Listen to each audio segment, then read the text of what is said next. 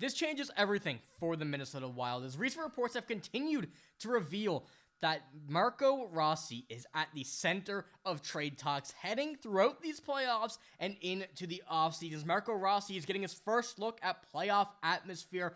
His value is going to skyrocket throughout this offseason. We're going to be breaking down these reports, going over why this is one of the craziest decisions the Minnesota Wild have to tackle in this offseason. Very quickly, before we jump into this video, though, be sure to hit the sub button if you haven't already. We know that just over 96% of you guys watching right now are not subscribed to the channel. We're going to be posting daily Wild news throughout these playoffs over the offseason when this Wild team has a major boost in cap space this offseason, finally, for such a long time. We're going to be talking about all of that here throughout the season, so be sure to hit the sub button, join us here on the channel. But without any further ado, let's hop into this video, starting off with the beginning of this article here from this Athletic article. Despite his strong result, 24 goals and 36 assists, Marco Rossi is constantly finds himself in the middle of conversation regarding his future with the team.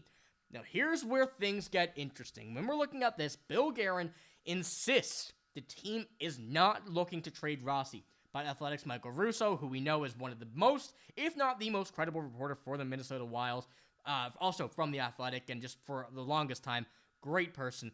Russo states there's over a 70% chance he'll be traded this summer. Now, these are two very, very different looks from, first of all, Michael Russo, who knows a lot about the Minnesota Wild, more than the average person, and also from the Minnesota Wild, who are insisting that they're not going to be trading Marco Rossi. And we've been kind of tackling this throughout this season. We know that there's been speculation and rumors, all of this stuff surrounding Marco Rossi, his future with the Wild, a lot due to his size, a lot due to his uncertainty of where he's going to play. But Marco Rossi, and this season, in fact, has proved that he is a very valuable asset for this team and will be one of the best players for this team for years to come, if they decide, of course, to keep him on this team. When we go ahead and look at this as well, Rossi is a pending restricted free agent, so there is a possibility there that the Wild could go out and make some sort of move with that aspect of things, but once again, still don't think it's the best idea.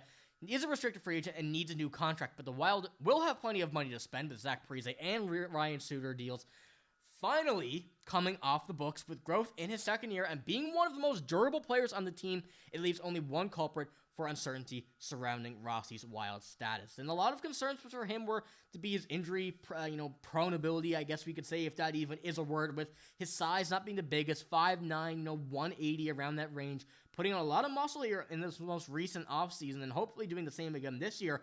That fear of him being injured due to hits, not being able to take a hit, really was surrounding there, but should be out the window now at this point, as Rossi did play all 82 games this season and really was a very solid player on every aspect of the ice. I think there's no debating that when it does come down to his ability to play at the NHL level with a lot of bigger players even surrounding him. And the average size, I believe, in the NHL is pretty streamlined, 6 foot, 6'1", 200 pounds, and he's well below that, but still has the ability to hold his own in this, as well as being on a team with the Minnesota Wild players who are very big in Marcus Foligno and a few other players here on this team, really being able to throw a body as well and take control of that for this team. And when we're looking at Rossi this year, he has been some of the highest percentile from goals and shooting percentage in the NHL, and the shots on goal is the 73 percentile, so not as great as the goals and shooting percentage, but both have really showed that he is well above league average. He has really found a lot of success in and around the net, sides of the net, down in the circles,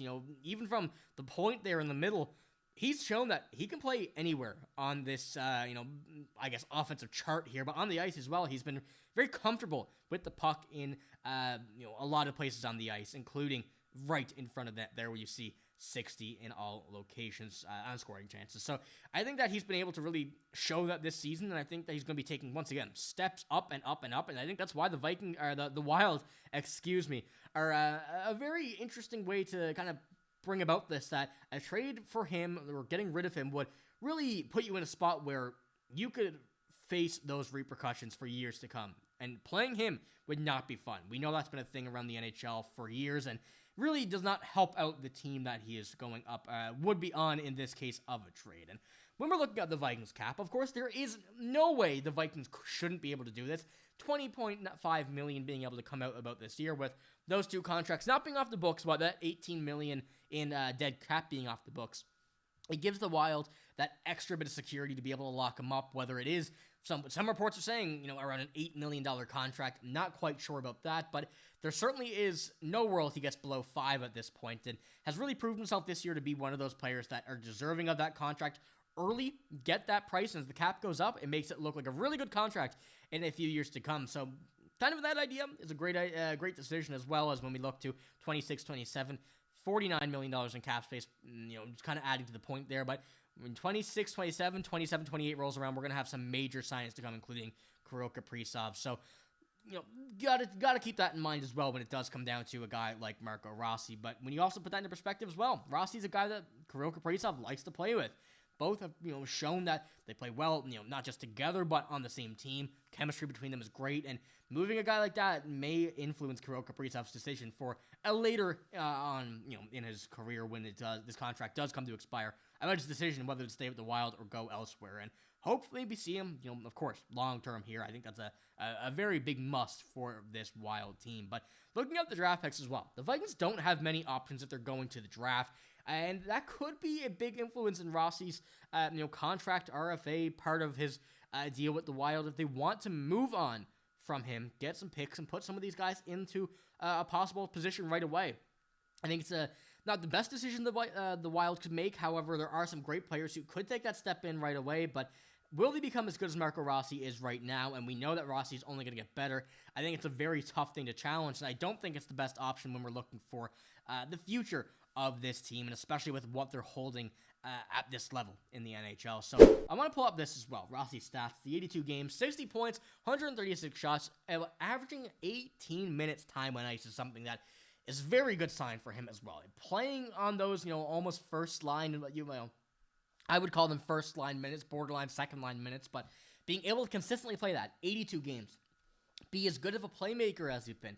At only 23 years old, 5'9", a guy like this, you don't normally see be able to play at this level, but he has been doing that with, a very good amount of success and a 57% Corsi. Once again, just putting out that defense is very, very solid for the aspect of his game, and he really is just the best, one of the best well-rounded players in the NHL. But looking at the offense here, right now, of course, playing the third line, it is playoffs, so you're going to play your more experienced guys, but when we look at this coming next season, Freddie Gaudreau may not be that second-line center. I would assume Rossi is going to be there if he once, of course, does re-sign.